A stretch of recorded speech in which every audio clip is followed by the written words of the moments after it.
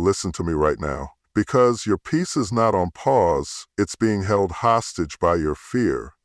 You've been asking for quiet, but what you need is clarity. You don't need everything to calm down. You need your mind to bow down to something greater. Mental peace is not a gift handed to the lucky. It is the result of trusting a God who knows what he's doing, even when you don't. You've been running, pacing, scrolling, comparing, complaining, trying to manage a mind that was never meant to carry the weight of this world. And here's the truth. You can't manage your mind without first mastering your faith. Peace doesn't come from controlling everything around you. Peace comes from surrendering what you can't control to the one who already has the victory. Mental peace isn't the absence of problems. It's the presence of divine trust. That's the misunderstanding so many people carry. They believe that to have peace, everything around them must be perfect. The bills need to be paid, the relationships need to be smooth, the job needs to be secure, the diagnosis needs to be favorable, and the children need to be obedient. But life doesn't work that way. Peace isn't found when the noise stops. It's discovered when you learn to trust while the noise is still raging. It's not about waiting for everything to go your way.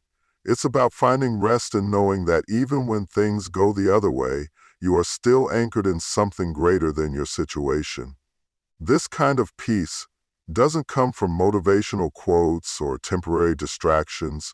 You can scroll all day, binge watch, listen to calm music, or take long walks. But until your soul finds its home in trust, you will always return to restlessness. The world offers escape, but divine trust offers endurance. Trust is not passive. It is not just sitting back and letting life happen. Trust is active surrender. It is you saying, I don't know how this is going to turn out, but I know who holds the outcome.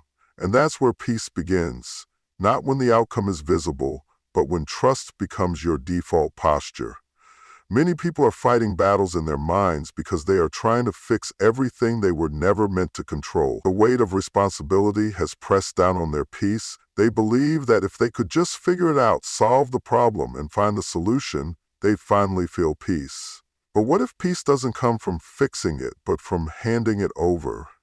What if peace is not about understanding the why, but trusting the who? That kind of trust doesn't make sense to the world, but it makes all the sense in the kingdom. Because in the kingdom, peace isn't circumstantial, it's spiritual.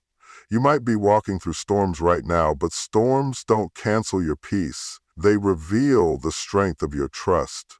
When Jesus was asleep on the boat while the storm raged, it wasn't because he didn't care, it was because he was fully surrendered to the Father. That's divine trust. That's peace in the middle of chaos. He wasn't waiting for the storm to end before he rested. He rested because he knew who was in control. And that same peace is available to you, not when the thunder stops, but when your trust in God gets louder than your fear of the storm. Trust is the gateway to peace. It's the pathway your mind walks on when everything else is shaking. It's what keeps you grounded when your emotions want to run wild. And it's what allows you to breathe deeply even when you don't have all the answers. Mental peace is not the result of perfect timing or flawless execution. It's the fruit of letting go and placing your faith in something unshakable. Divine trust doesn't require a map. It only requires a yes. Yes to surrender, yes to patience, yes to believing even when you don't see. Peace flows from that place. The world says, you'll have peace when you get there, but divine trust says you can have peace right here. Peace is not postponed for the future. It's possible in the present, even in the tension, even in the unknown, even in the storm. Faith is not just belief, it's a bold declaration of rest in the middle of the storm. Belief is what you think. Faith is how you live. It's one thing to say you believe that things will get better. It's another to walk with peace when they haven't yet. That's the difference between shallow belief and deep-rooted faith. Belief can live in the mind, but faith must live in the body, in your actions, in your choices, and how you respond when everything around you is falling apart. Faith is not passive agreement with a higher power. It's a bold stance in the face of uncertainty. It's choosing stillness not because the storm has stopped, but because you've chosen to trust the one who commands the storm. The kind of faith that brings peace isn't loud or boastful. It doesn't need to be broadcasted. It doesn't demand attention. It's quiet but powerful. It's the silent whisper in your soul that says, I'm safe even if I don't see how. It's the inner confidence that you are not alone, not forgotten, not abandoned. It's when your heart wants to panic but your spirit says, hold your ground. That is faith declaring rest in the chaos. It's when you walk through your house with unpaid bills on the table but you speak peace over your mind.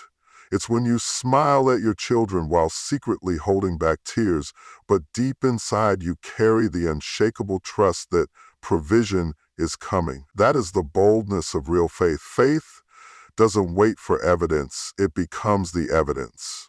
It shows up when the doctor gives the report, when the job says no, when the door stays shut. Faith is not denial. It doesn't ignore the storm, it speaks to it. It says, you can rage, but you can't rule me. Faith doesn't control the weather, it controls the reaction. It chooses to rest, not because everything is right, but because it trusts that everything will be made right in time. That kind of rest is not a luxury, it's a weapon. It pushes back against fear, against anxiety, against mental torment. It refuses to give chaos the final word. Some people confuse faith with fantasy. They think faith is pretending problems don't exist. But real faith doesn't run from reality. It faces it with authority. It says, yes, the storm is real, but my God is greater. Faith doesn't need a reason to rest. It finds rest in the reason of God's promises. It doesn't need a sign to settle. It settles because His word is enough. Faith doesn't wait for a miracle to believe. It believes while waiting for the miracle. That's the kind of faith that bursts peace, that restores sleep, that lifts the heaviness from your chest even when the burden is still present. The world teaches that you can only rest once you've solved every problem. But faith teaches that you can rest in the middle of the unknown. Faith allows you to sit at the table with unanswered questions and still feel safe. It allows you to keep moving forward without clarity and still feel confident. It allows you to say, I don't have the full picture, but I trust the artist. That kind of faith is not easy, but it is necessary, because without that bold declaration of rest, you will be exhausted by things you were never meant to carry. Faith hands over the weight and chooses stillness. Faith silences the inner critic, calms the racing thoughts, and gives your soul permission to exhale. You can't conquer chaos around you until you silence the conflict within you. It doesn't matter how many solutions you create, how many people you try to fix, or how many strategies you put in place. If your inner world is at war, your outer world will always feel unstable. The most dangerous storms are not the ones that come from the outside, they are the ones that rage on the inside. That quiet storm in your mind, that battle between doubt and hope, fear and faith, worry and trust, that's where the real war is. And too often, we try to manage the outside noise without dealing with the inside pressure. We think if we change the people around us, change the job, move to a new city, start fresh somewhere else, then finally we'll feel peace. But peace isn't a place, peace is a position. Until your inner life aligns with truth, no outer environment will ever feel safe. This conflict within is subtle. It shows up in sleepless nights, racing thoughts, overreactions, and fatigue. It shows up in how quickly you snap at people, how much you compare yourself to others, how often you feel inadequate, even when nothing is technically wrong. That's the voice of inner conflict whispering, you're not enough, it's too late, what if you fail? These are the silent accusations that keep your spirit heavy and your peace hidden. You can't conquer chaos by just working harder. You conquer it by quieting those voices and speaking truth over them. You conquer it by recognizing that the battlefield is not always around you, it's within you. So many people are living on edge, not because life is too loud, but because their soul is too unsettled. And when your soul is unsettled, you will see every challenge as a threat. You'll misinterpret people's words, you'll assume the worst, you'll sabotage opportunities, you'll reject love, you'll mistrust kindness, you'll always feel like something's about to go wrong even when everything's going right. That's the impact of internal conflict. It distorts your perception. It keeps you on defense. And you can't build a peaceful life when your spirit is always bracing for impact. To silence that conflict, you have to get honest about what's happening inside. You have to stop pretending you're okay just because things look okay on the outside. You have to sit with yourself, not with judgment, but with awareness. What are the lies you've believed for too long? What are the old wounds you've been avoiding? What are the fears you keep pushing down? Because if you don't face them, they will continue to speak. And as long as they speak, peace will feel out of reach. This is why faith is so powerful. Not just because it gives you hope for the future, but because it gives you authority over the present. Faith is what allows you to say, I see the fear, but I don't submit to it. I hear the doubt, but I don't agree with it. You can pray for peace all day long, but if you don't deal with what's happening inside your own mind, peace will never take root. God can calm the sea, but first He needs to calm your soul. And He doesn't force that. He invites you into it. He invites you to release control, to forgive yourself, to stop replaying what went wrong, to stop trying to prove your worth, because when you silence the conflict within, you create space for truth to rise. And where truth is, peace can live. The inner war is not won with force, it is won with surrender. Not surrender to defeat, but surrender to divine alignment. It's the decision to stop striving and start trusting. Peace is not found in the absence of noise, but in the presence of purpose. You can run to the quietest place in the world and still be tormented by your own thoughts. You can sit in a silent room and still hear the loudest doubts echo through your mind. That's because peace doesn't come from the silence around you. It comes from the clarity within you. And that clarity is rooted in purpose. When you don't know why you're here, what you carry, and what you're called to become, everything feels like a threat. Every challenge feels like an attack. Every delay feels like a denial. Every hardship feels like punishment. But when you are grounded in purpose, when you know that you're not just existing, but assigned, you don't get thrown by the noise of life, you get focused by it. Purpose gives your pain meaning. Without it, you will interpret every setback as a sign you're failing. But with purpose, you begin to see that even the struggles are part of the shaping. You begin to understand that peace doesn't mean easy, and it doesn't mean perfect. It means present, fully present in what you've been called to do, fully present in your journey, even when it doesn't look like anyone else's, fully present in your growth, even when it's slower than you hoped. Peace is found when your spirit aligns with your assignment, and that alignment only comes when you stop chasing everyone else's calling and start embracing your own. Some people are mentally exhausted, not because they're doing too much, but because they're doing what they were never called to do. They're trying to live someone else's dream, carry someone else's expectations, meet someone else's standard. And in the process, they've lost themselves. They've become disconnected from who they really are, and that disconnection creates chaos. When you are not living in your authentic lane, everything feels like resistance. Every task drains you. Every step feels forced. Every morning feels heavy. But the moment you realign with purpose, the moment you stop asking for permission to be who you were created to be, something shifts in your soul. The weight lifts. The confusion clears. The storm quiets. Purpose doesn't eliminate problems, but it gives you peace in the middle of them. When you know you're walking in divine direction, you stop panicking every time something doesn't go your way. You stop needing validation from people who don't even understand your calling.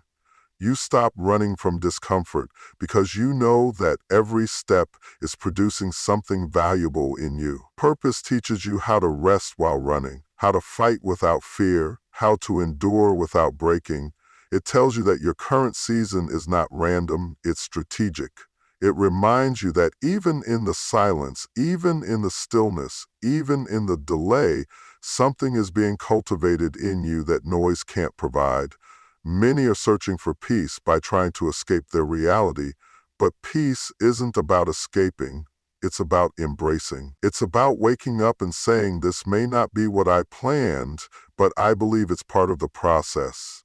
It's about looking at your life through the lens of divine purpose instead of personal preference. That shift alone brings peace. Because now you're not asking, why is this happening to me? You're asking, what is this preparing me for? You begin to move with intention. You begin to make decisions that align with your spirit instead of your insecurity. You begin to say no to things that look good but don't serve your purpose. And every time you honor your purpose, you invite peace into your space. Your mind doesn't find peace through avoidance, it finds it through alignment. And purpose is that alignment. It connects your heart to heaven, your gifts to your generation, and your story to someone else's breakthrough. When you know who you are and why you're here, you stop being moved by noise and start being led by direction. You don't need all the answers to be at peace. You just need clarity of purpose. That clarity becomes your compass. It becomes your anchor in unstable seasons. It becomes the whisper that steadies your soul when everything else is loud. Peace doesn't come from the outside in. It flows from the inside out when you live in the rhythm of your true purpose.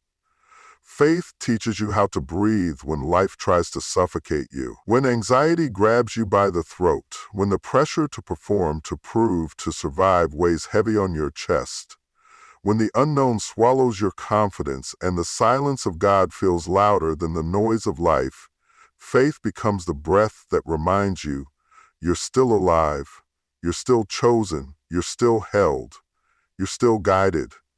It's easy to talk about peace when the waters are calm, but it's faith that gives you oxygen in the deep. Faith teaches you to inhale hope and exhale fear, to inhale truth and exhale lies, to inhale trust and exhale control. It teaches you to breathe through heartbreak, to breathe through betrayal, to breathe through moments that should have broken you, because faith is not about pretending the weight isn't real. It's about knowing the weight doesn't have the final say. Some of the most powerful breakthroughs don't come through shouting, they come through pausing long enough to say, God, I still trust you. Through choosing not to react from your panic, but to respond from your belief. Faith teaches you that every breath is a decision to not let despair become your default, a decision to not allow your emotions to write the narrative, a decision to stay grounded even when everything around you is shaking. There are moments when you won't feel strong, and that's okay. Faith isn't the absence of weakness. It's the presence of a greater strength working in you. And that strength doesn't always show up in power.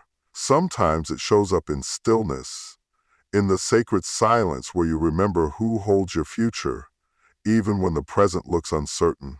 Mental peace doesn't mean you don't hear the chaos. It means you've learned how to breathe through it.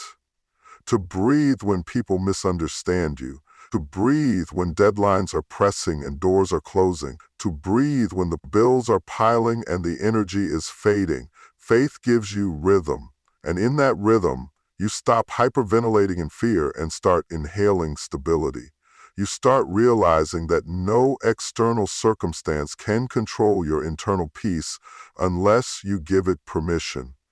And you only give it permission when you stop breathing by faith and start breathing by fear. When you let worry set your pace instead of truth. When you let the clock dictate your trust instead of the spirit.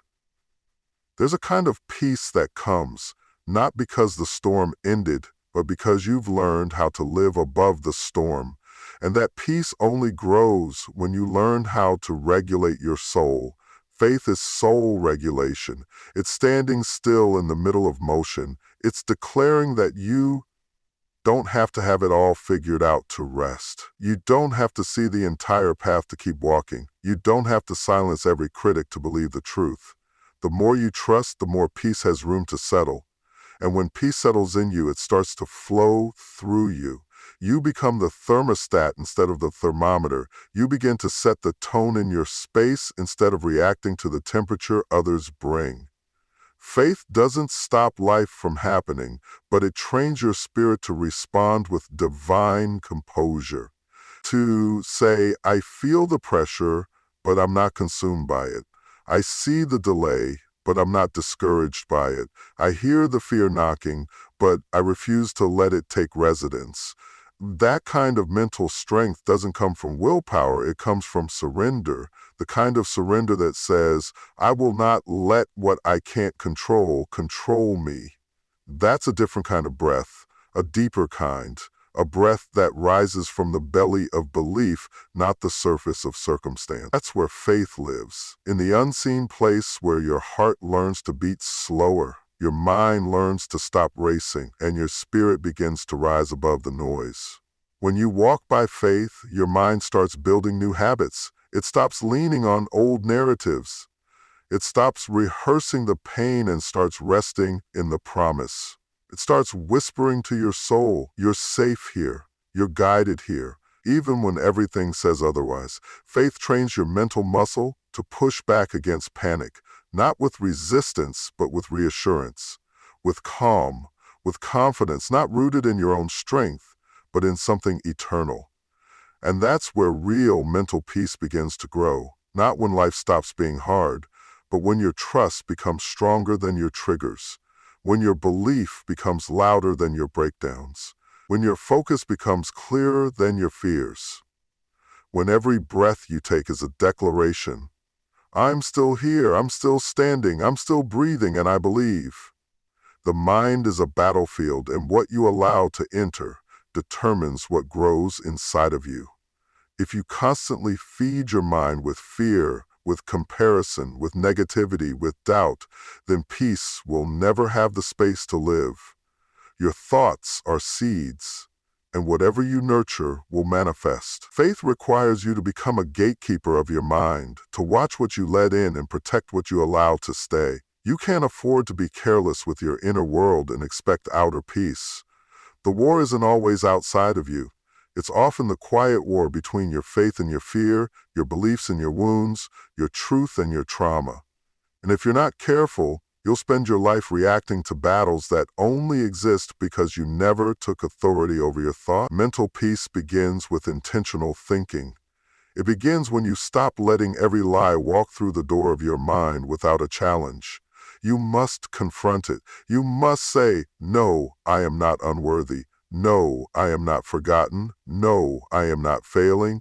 You must interrupt the narrative that the enemy plays on repeat and replace it with truth, because what you meditate on becomes what you magnify, and what you magnify becomes what you move toward. If your mind is constantly meditating on fear, then fear will feel like the only reality. But if you train your mind to meditate on promise, on grace, on purpose, then your perspective shifts, and with it, peace finds a place to grow.